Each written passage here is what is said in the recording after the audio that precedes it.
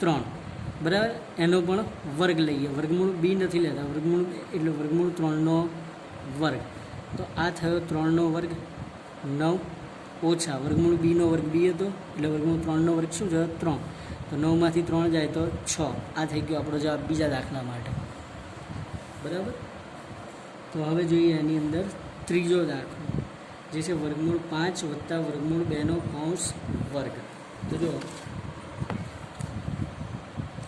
ત્રીજો દાખલો વર્ગમૂળમાં 5 વત્તા વર્ગમૂળમાં 2 કૌંસ વર્ગ. તો વર્ગમૂળ એ વત્તા વર્ગમૂળ બી કૌંસ વર્ગ હોય તો એની માટે લખીએ છીએ આપણે એ વત્તા 2 સાથે વર્ગમૂળમાં એ બી વત્તા બી. બરાબર. તો અહીંયા વર્ગમૂળ નથી મૂકતા આપણે, તો 5 વત્તા 2 સાથે વર્ગમૂળમાં 5 ગુણ્યા 2 વત્તા 2. તો 5 વત્તા 2 કેટલા થાય 7 વત્તા 2 વર્ગમૂળમાં 10. 5 દુ 10 થશે. આટલો હતો દાખલો. ત્યાર પછી ચોથો દાખલો જોઈએ. તો ચોથો દાખલો જે છે એ છે વર્ગમૂળ 5 ઓછા વર્ગમૂળ 2 અને બીજો કૌંસ વર્ગમૂળ 5 વત્તા વર્ગમૂળમાં 2. તો આ દાખલામાં જુઓ હવે વર્ગમૂળ એ ઓછા વર્ગમૂળ બી અને વર્ગમૂળ એ વત્તા વર્ગમૂળમાં બી આવું સ્વરૂપ છે. તો આ એ ઓછા બી લખાય કારણ કે વર્ગમૂળ એનો વર્ગ એ મળે ઓછા વર્ગમૂળ બીનો વર્ગ બી થાય. તો આનું સ્વરૂપ એ ઓછા બી હોવાથી 5 ઓછા 2 મતલબ જવાબ મળે આપણને 3. 5માંથી 2 બાદ કરવાના એટલે 3 મળે. ત્યારબાદ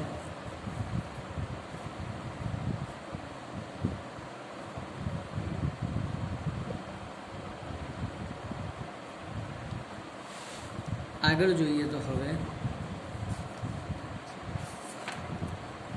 આમાં તમને એક પ્રશ્ન કરવામાં આવેલો છે કે યાદ કરો કે પાઈ બરાબર ને વર્તુળના પરિઘ સી અને તેના વ્યાસ ડી ના ગુણોત્તર તરીકે લેવામાં આવે. એટલે પાઈ જે છે પાઈ એ કિંમત કોની છે વર્તુળનો પરિઘ. બરાબર. પરિઘનો અર્થ થાય એના વર્તુળાકાર પથની લંબાઈ. એ વર્તુળાકાર પથની લંબાઈ અને એનો જે વ્યાસ હોય બંનેનો ગુણોત્તર આપણે લઈએ છીએ વર્તુળનો પરિઘ. બરાબર. તો હવે આ વર્તુળના પરિઘ માટે તમને એવું કીધું છે કે આપણને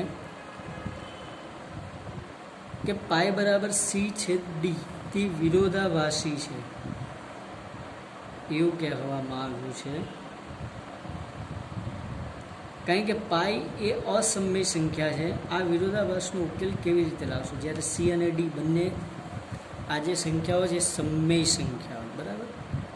તો જો આ ખરેખરની અંદર શું થાય કે જ્યારે આપણે માપપટ્ટી કે કોઈ પણ સાધનની લંબાઈ માપીએ તો એની અંદર હંમેશા શું મળે છે આપણને કેવી કિંમત મળે છે સમય સંખ્યા મળે. માપપટ્ટીમાં અસમય સંખ્યાઓ દર્શાવેલી હોતી નથી. એટલા માટે આપણે એવું માનીએ છીએ કે સી અને ડી એ અસમય છે. તો આવું આપણે માનવું જોઈએ નહીં. બરાબર.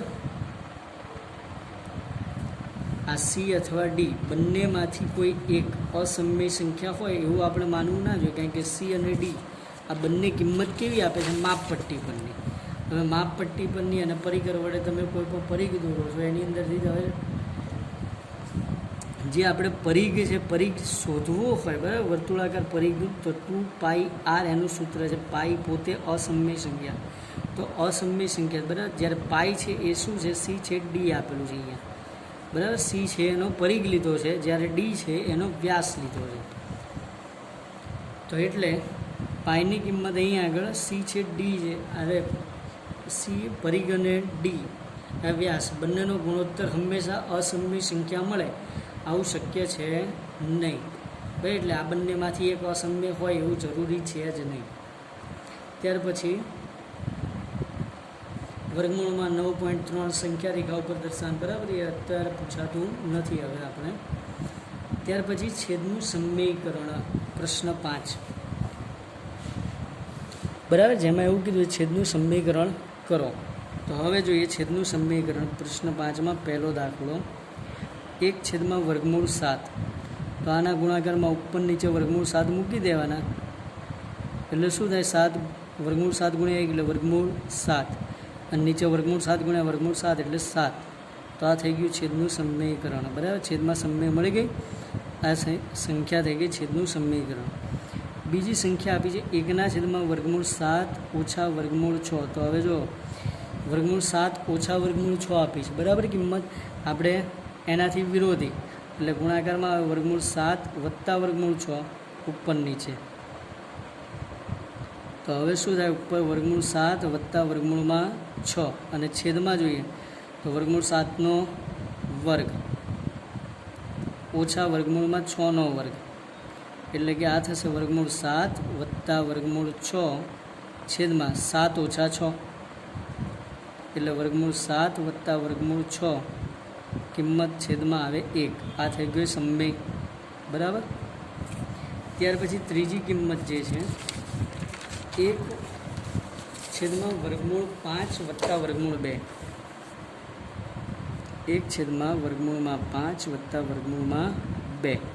તો આની માટે પણ વિરોધી સંખ્યા, એટલે 1/5 વત્તા વર્ગમૂળ 2 છે, તો ગુણાકારમાં વર્ગમૂળ 5 ઓછા વર્ગમૂળ 2 ઉપર નીચે, બરાબર. તો છેદમાં તો વર્ગમૂળ 5નો વર્ગ 5 ઓછા વર્ગમૂળ 2નો વર્ગ 2 ઉપર થાય વર્ગમૂળ 5 ઓછા વર્ગમૂળમાં 2, એટલે વર્ગમૂળ 5 ઓછા વર્ગમૂળ 2 છેદમાં 5માંથી 2 જાય એટલે 3. તો થઈ ગયું છેદનું સમય સંખ્યામાં રૂપાંતર. ચોથી જોઈએ સંખ્યા 1/વર્ગમૂળ 7 ઓછા 2, બરાબર. તો 1/વર્ગમૂળ 7 ઓછા 2 છે, તો એના ગુણાકારમાં વર્ગમૂળ 7 વત્તા 2 મૂકીશું, વિરોધી નિશાનીવાળી કરણી, બરાબર. તો ઉપર એક સાથે ગુણાકાર એટલે એનું જ પદ વર્ગમૂળ 7 વત્તા 2. વર્ગમૂળ 7નો વર્ગ 7 ઓછા 2નો વર્ગ 4, તો વર્ગમૂળ 7 વત્તા 2 છેદમાં આવે 3. આ પણ કેવી સંખ્યા આવી? સમય સંખ્યા, બરાબર. તો આ રીતે આપણે અહીં આગળ જે સંખ્યા હતી એને સમય સંખ્યામાં ફેરવીએ છીએ. તો જો અહીંયા આગળ જે કરણી લીધી હતી એ બધી વિરોધી નિશાનીવાળી લીધી હતી. હવે આગળ જે છે એ છે વાસ્તવિક સંખ્યા માટે ઘાત અને ઘાતાંકના નિયમો, એને અનુસરી અને સાદુરૂપ આપવાના દાખલાઓ હોય છે, બરાબર. ઘાત અને ઘાતાંકના નિયમો તમે ધોરણ 7ની અંદર ભણેલા આમ તો, એ છતાં પણ આપણે અહીંયા એને એક વખત નજર મારી લઈશું. તો જો ઘાત અને ઘાતાંકના નિયમોને કયા કયા નિયમો હતા તો જોવા જઈએ તો પહેલું જે છે e⁻m ગુણ્યા a⁻n, બરાબર. એની m ઘાત હોય અને એની n ઘાત પણ હોય તો ગુણાકાર છે, આધાર સરખો છે તો ઘાતનો સરવાળો a⁻m પ્લસ n. એવી રીતે a⁻m છેદમાં a⁻n હોત તો ઘાતની બાદબાકી, બરાબર. અને ઇવન એની અંદર વિચારો કે હવે સંખ્યા એવી હોય કે કદાચ સંખ્યા નાની હોય છે, મતલબ આની અંદર તમને એવું કીધું n m હોય તો શું લખવું? n એટલે છેદમાં રહેલી ઘાત મોટી છે ઉપરની ઘાત કરતાં, તો 1ના છેદમાં મૂકી દો m ઓછા n ને, બરાબર. આ સ્વરૂપ જ્યારે નીચેની ઘાત ઉપરની ઘાત કરતાં મોટી હોય ત્યારે આવું થશે. ત્યારબાદ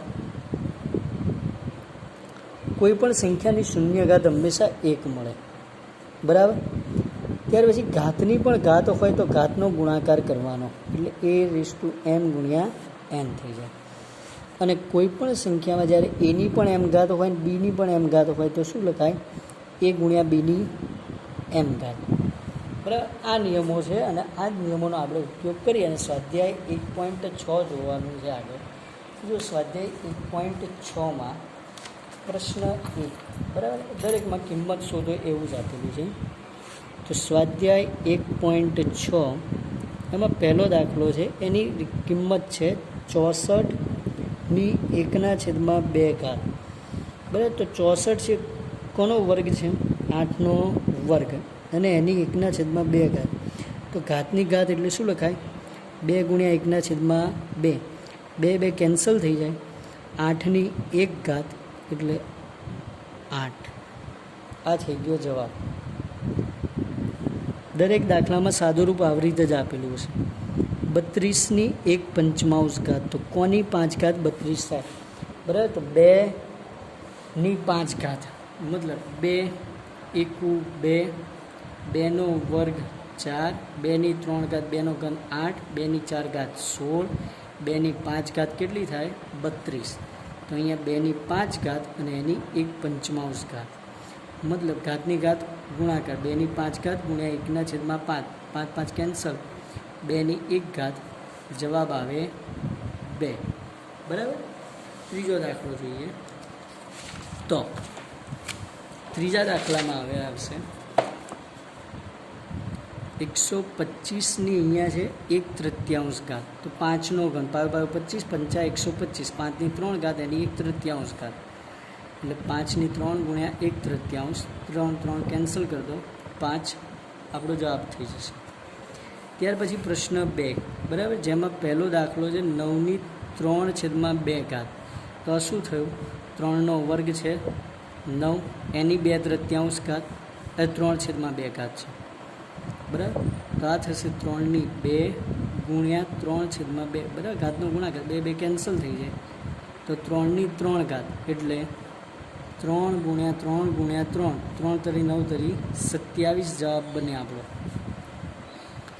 બીજા દાખલા માટે 32ની 2/5 ઘાત કીધી છે.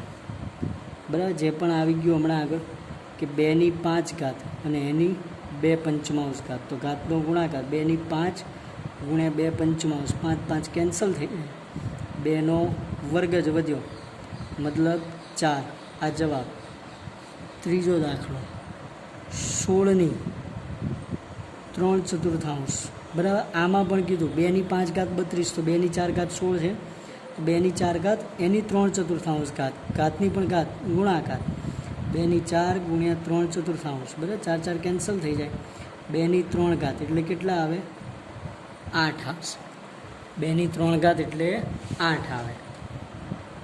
જ્યારે ચોથો દાખલો જે છે એ છે 125ની -1/3 ઘાત. માઇનસ છે એટલે છેદમાં થયું, તો 1/125ની 1/3.